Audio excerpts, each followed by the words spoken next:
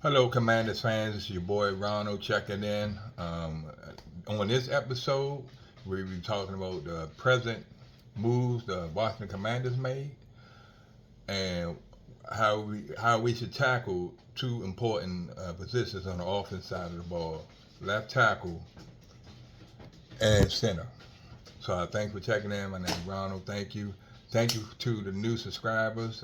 Please like, subscribe, share, send feedback. I read all of them. I really appreciate it. So I'm just going to jump right into it. Today, the Commanders signed Boogie Bajant, offensive outside linebacker edge from the DC Defenders. He adds a veteran pass rusher, while Odafe and Kay get healthy. I think it's a decent signing. He has a chance to come in, put his last preseason game, and do show what he can do, and hopefully he can make the 53-man roster. So it's not a bad signing. I like it. The Commanders also signed Josh Bledsoe, safety. He also depth, add competition in the safety room and for special team depth. Also signed safety Quindale Johnson, another addition to competition in a crowded safety room and special team competition. Since we got one more game against the Ravens later on this week, I have my 10 keys to that game and 10 players we should be looking out for as we get ready to trim the roster down from 90 to 53. We also cut veteran safety Will Harris, and we also cut safety Malik Spencer. And we also put Drake Jackson on IR. So let's talk about two releases. We're trying to remain younger, faster, more athletic. It makes sense. Um, wish them the best. From the two preseason games I've seen, Spencer wasn't really no big impact. I didn't see anything that'll warrant him to be on the squad. So I see a decent change, decent impact. Now, jump right into what the fans really want to talk about, the offensive line. I understand. Remember, I have total confidence in David Bly as far as scheme and all that. So, Dan Quinn and Adam Peter, this is my suggestion what I would do, because you have a franchise quarterback, JD5. So you got to protect the franchise quarterback.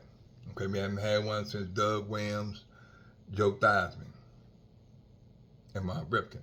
So we got to protect our franchise, and we definitely could be able to get ready to pay him.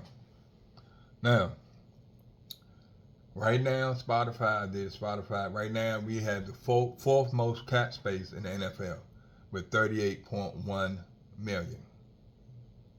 So, if I was the general manager of the Commanders, this is how I would do it. I will call Taylor Deck agent.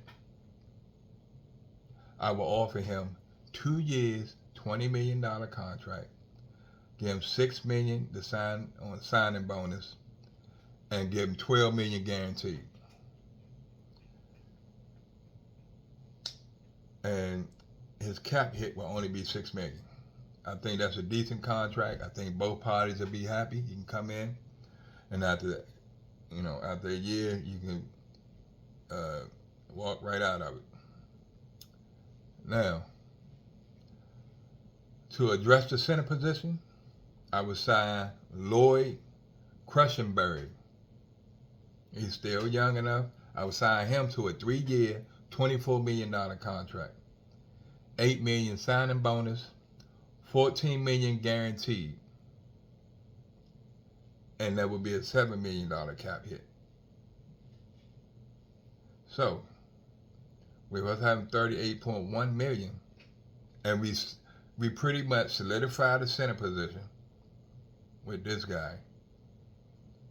And then you can have Matt, the guy from Michigan State, back him up, and now Tyler Biadasz can just now you don't have to worry about it. He just whenever he get healthy, you can roll with it.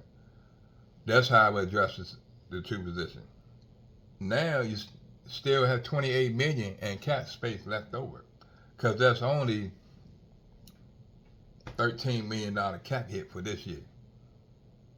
So that's a decent signing. Now you got your center for the future for JD5, and you got your veteran left tackle to hold it down to when our regular left tackle come, and then you can have Ben Coleman be a screen tackle, back him up. Now your offensive line solidified. Now you got a bona fide center. Your right side is good. That left side, and then Chris Paul, see what he can do. So that's what I would do. You have other options if you don't want to do that. You can trade for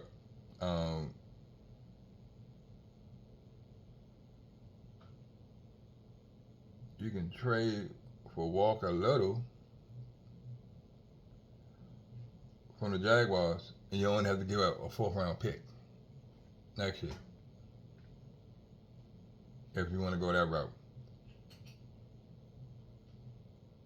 Or center, you can sign, if you don't want to sign him, Lloyd Cushenberry, you can sign Graham from Detroit to a 1 year, about $6 million deal.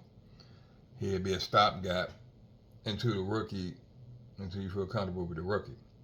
So that's how I would do it. But this option, you have your future center. So JD5 is good. You got him locked down for 3 years, and you're not overpaying for him. Now you got a bona fide veteran left tackle that's going to protect JD's blind side until until our left tackle comes back. So, and Trey Amos is up in the air. They don't know. We got a lot of starting injury players. They don't know if they're going to be ready for week 1. Adafe, not sure yet. So this is what I would do. So tell me what you think. Okay, option 1, sign Taylor Decker and Lloyd Cushenberry, or option 2, use one of our picks to trade for a left tackle or next year, or a center. So just let me know what you think. I think option 1, Taylor Decker, I think that's the best option, and then we still have 25 million in cap space to play with. So, and what you think? Thanks for checking in. The next episode it will be Commanders Ravens. 10 things I'll be looking for in this final preseason game, and players we should be keep an eye on. So until next time, have a great one.